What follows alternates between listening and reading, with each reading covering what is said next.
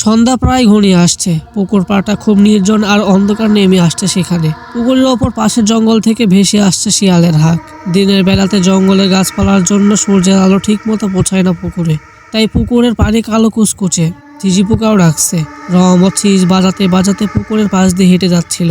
হঠাৎ দেখলো পুকুর পাড়ে তাল গাছটার গোড়ায় কে যেন বসে আছে। লোকটার কাছে গিয়ে রহমত জিজ্ঞাসা করলো, কে আপনি? লোকটা মাথা তুলে রহমতের দিকে তাকিয়ে ভয়ঙ্করভাবে গর্জন করলো। লোকটার মুখে কোনো ঠোঁট ছিল না, বড় বড় দাঁত আর অগ্নিলাল দুটি চোখ। দেখে ভয়ে সেখানেই হার্টফেল করলো রহমত। আর বাড়ি ফিরল না। সারা রাত ধরে ওর বাবা মা গ্রামের লোকজন নিয়ে ওকে খুঁজলো, কিন্তু কোথাও পেল না, এমনকি পুকুরেও না। অদ্ভুতভাবে রহমতে গায়েব হওয়ায় 2 দিন বাদে রাতে ওই পুকুরে মাছ ধরতে গেল রাজু। টর্চের আলোয় ও দেখলো পুকুরের কিনারে বড় একটা বোয়াল মাছ। হঠাৎ চোখের পলকেই উধাও হয়ে গেল মাছটা। একটু অবাক হলো রাজু। মাছটাকে খুঁজতে হাঁটু পানিতে নামলো ও। হঠাৎ ওর পায়ের তলা থেকে মাটি সরে গেল। পানির দিকে চোখ নিতেই পানি থেকে ভেসে উঠলো এক ভয়ঙ্কর মুখ। চিৎকার করলো রাজু, কিন্তু মুখ থেকে যেন কোনো শব্দই বের হচ্ছিল না। বেশিক্ষণ লাগলো না ওর পানিতে তলিয়ে যেতে। পরদিন সকালে লোকজন রাজু টর্চলাইট পুকুর পাড়ে খুঁজে পেল। তারপর থেকে গ্রামের লোকজনের মধ্যে আতঙ্ক ছড়িয়ে পড়েছে।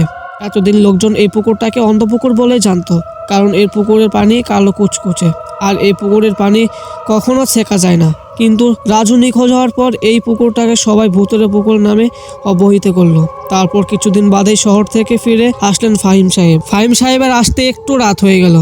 সেই পুকুর পাড় দিয়ে হেঁটে বাড়ি যাচ্ছিলেন। চারটা ভালোই আলো দিচ্ছিল। তাল গাছটার কাছে এসে দেখলেন তার 4 বছরের একমাত্র মেয়ে ঈশা গাছের গোড়ায় বসে খিলখিল করে হাসছে। অবাক হয়ে ফাহিম সাহেব বললেন, মামনি তুমি এত রাতে এখানে কি করছো? ঈশা তখন পুকুর পাড় দিয়ে হাঁটতে হাঁটতে পুকুরে নেমে গেল। ফাহিম সাহেব ও ঈশা বলে পুকুরে নেমে গেল। পুকুরে নেমে উনি বুঝতে পারলেন আসলে কত বড় ভুল করেছেন তিনি। আগে ভাবা উচিত ছিল তার মেয়ে এত রাতে পুকুর পাড়ে আসবে কেন, আর পানিতেই বা নামবে কেন। কিন্তু এখন আর পুকুর থেকে উঠে যাওয়ার কোনো সুযোগ নেই তার। ঘাড় ঘুরিয়ে তাকালো ঈশারূপী মেয়েটা। একটুও পানিতে ভিজছে না তার দেহটা। ফাহিম সাহেব তাকিয়ে দেখলেন ঈশার ফুটফুটে চেহারাটা মুহূর্তের মধ্যেই ভয়ঙ্কর আর নিষ্ঠুর পিশাচিক চেহারায় রূপান্তরিত হয়ে গেল। পরদিন সকালে ফাহিম সাহেবের লাশটা পুকুর পাড়ে পাওয়া গেল। রহমত আর রাজুর মতো গায়ে ভরনি তিনি। তার শরীরে যেন কিছুই ছিল না।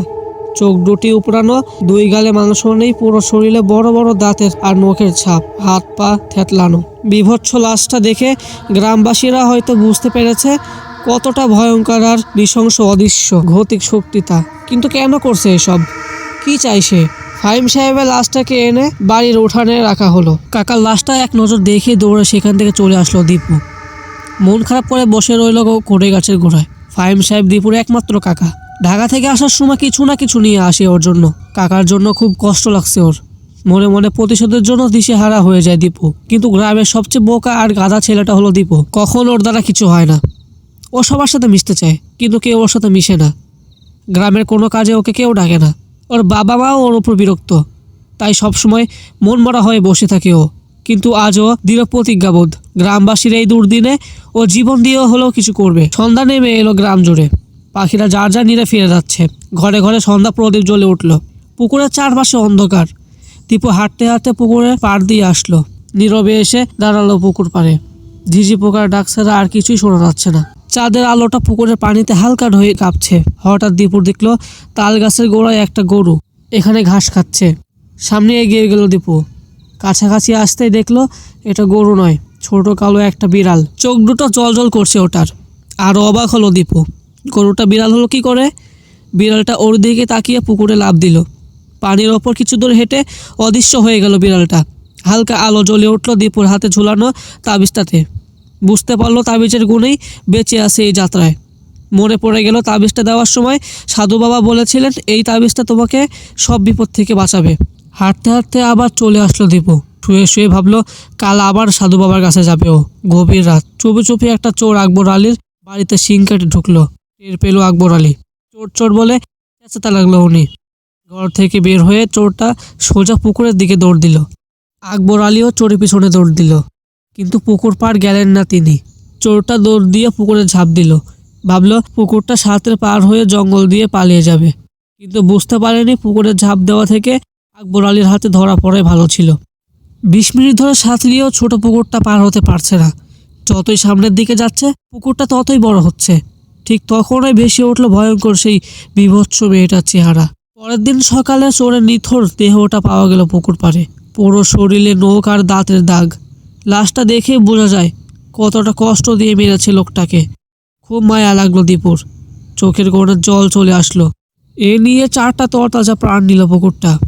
সেই দিন সাধু বাবার কুটিরে গেল দীপু, সব কিছু খুলে বলল। সব শুনে তিনি বললেন, তুমি 2 দিন পরে আসবে, আর এই 2 দিনে কেউ যেন পুকুর পাড়ে না যায়। দীপু বাড়ি চলে আসলো।